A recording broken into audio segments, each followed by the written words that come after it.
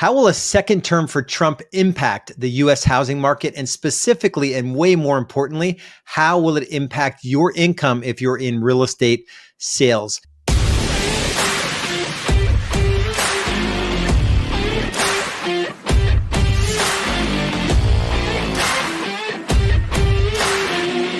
You just gotta do the work. I was at a real estate conference a couple of weeks ago. Two shocking statistics. The first, through July of this year, 70% of agents hadn't closed on a single property. So 7 months through the year, 70% of agents hadn't closed a single home. The other shocking statistic is that this year will be the lowest amount of unit sales that we've experienced. I think it was in 30 years. So we are in an outright unit recession. I think going forward, I think actually the real estate market's going to be in good shape. But I want to get into some data here that'll give you, really arm you to be able to navigate what's going on in the market. When I kind of look at the market holistically, there is a really good resource. I don't know if you could see this, but it's The Secret. I guess it's not a secret anymore. The Secret Wealth Advantage by Akil Patel. Clearly, I'm a real estate guy, but I'm also into crypto, Bitcoin, and other more larger cap altcoins. I'm not an SHIT coiner for the most part. So don't judge me if you're not into crypto. The point being, I pay attention every day to what's going on in the markets. There is a macro cycle in play here, which, as this book mentions, The Secret Wealth Advantage by Akil Patel, there is a lot of data that supports this 18.6 year real estate cycle. And the real estate as an asset class globally, it's the biggest asset class there is, and it follows a very predictable cycle. It is 18.6 years. In the middle of the cycle, there's a mid-cycle slowdown. So that just happened to correspond to the C crash in 2020. The start of our current real estate cycle is 2011, and we went into the doldrums in 2007 is when stuff started pivoting, and then 2010 we lifted out of it. So right now, we are in what is called a winner's curse. And let me just go through some of this here. So this is one of the few macro tools that you'll ever need. So once you understand this, and this is I'm going to draw this back to your income specifically, not only as a real estate agent, but also if you're just investing in markets. The beauty about it is it's so simple to follow. You'll wonder why most don't. So most are focused on what's going on today and not what's going on the macro level. I started educating myself on this cycle back in 2012 after the GFC, the Great Financial Crisis, downturn of 2007, 2009. It was the single best thing I ever did to understand how real estate cycles, stock market cycles, and economies work. This is not to throw some FUD at you, fear, uncertainty, and doubt. This is to let you know, in those years that he's talking about here, in 2007 is when we were at the peak.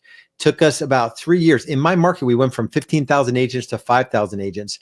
That was a very challenging time. I got into real estate in my first 10 months, 2007, March to December. I sold 27 homes, 44 my first full year as the GFC was really taking hold.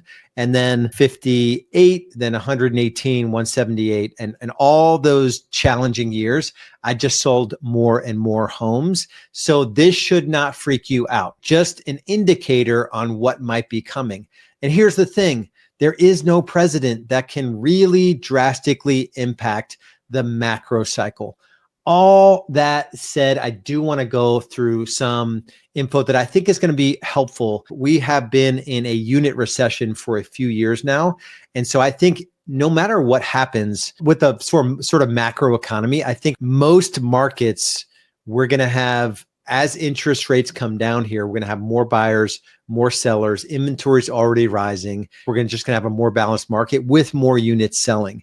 And we have had probably 12 to 18 months here of agents just leaving the industry.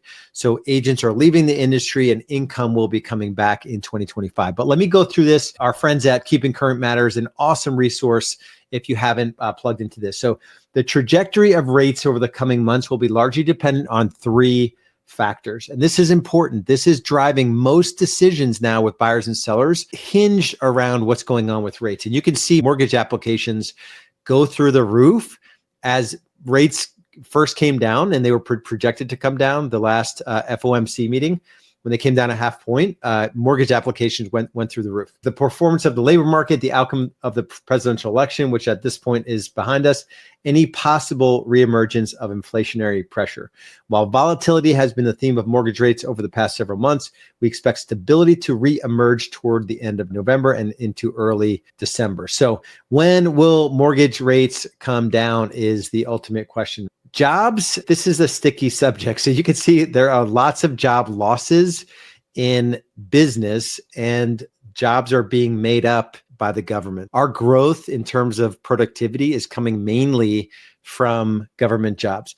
And this may be a little political, but we do have a new focus on efficiency in the government. Regardless of what you think, the Department of Government Efficiency with Vivek and Elon, I think will do some good here in terms of just being more efficient with some of this stuff. So let's talk about inflation. So, and this is just PCE, core personal consumption expenditures. Regardless of how you thought we got there, there was some essentially quantitative easing that happened around the pandemic, and also with one of the big pushes of the prior or the current administration that did lead to inflation. You can't really deny it. The Fed is talking about a 2% target, and that has been a little bit what's been driving these interest rate reductions. So we should see that continue. So mortgage rates are expected to come down. So you could see the end of 2024, we're still at around a 7%, and they're expected to come down a full point by the end of 2025, which will get people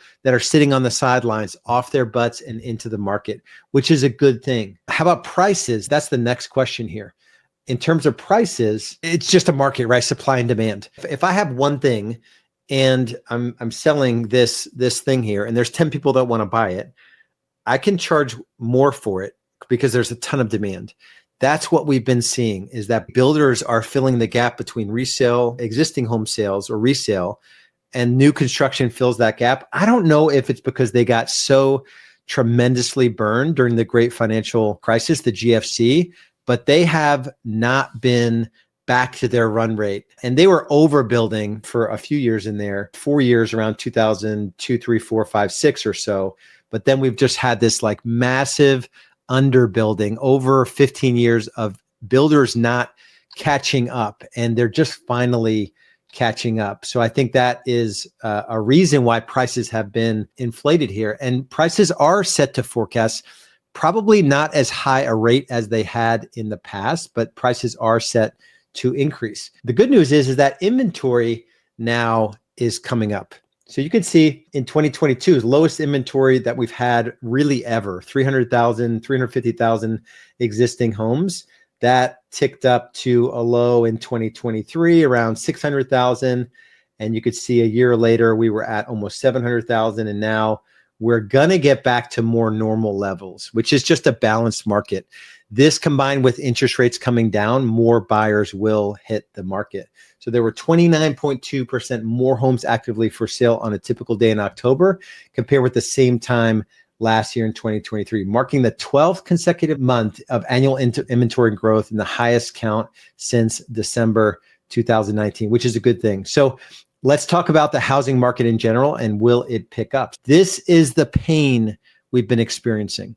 Even in the pandemic year of 2020, and there was a couple months where inventory dried up and there weren't a ton of sales, we still sold 6.5 million homes that year. So 6 to 6.5 million, even 5.5 million, that's where a normal balanced market is. And you can see as we went through 2022, which is when we went from a zero interest rate environment to what do we get up to, like 5.5% increase in just the Fed funds rate, which spiked mortgage rates to 7 to 8%. And we're just coming back from that.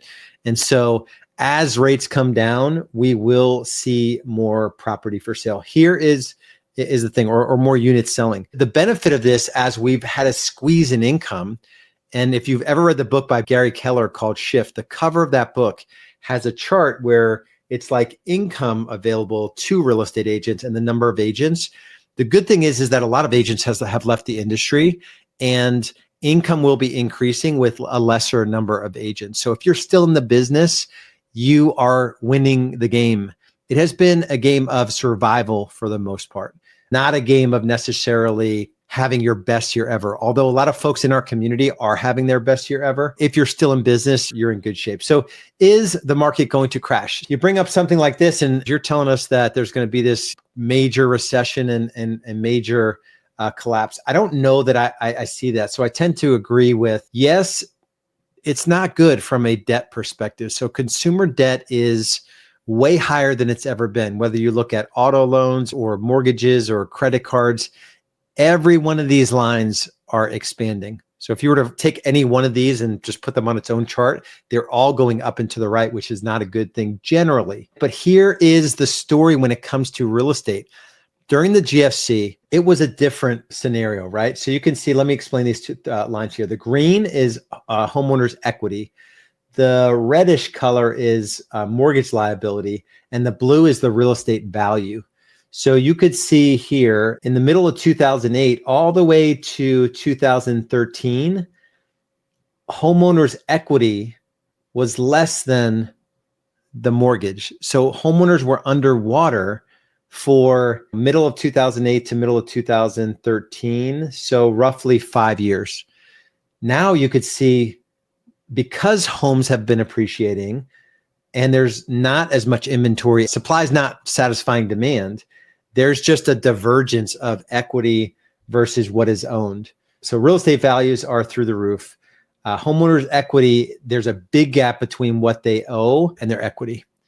So they're not in a position like they were where there are going to be short sales. There may be distressed sellers, but they're only distressed because they need to sell, and maybe they price their home more aggressively and give away some of their equity. They're not going to be in a situation where we have a bunch of short sales or foreclosures. That's very, very clear.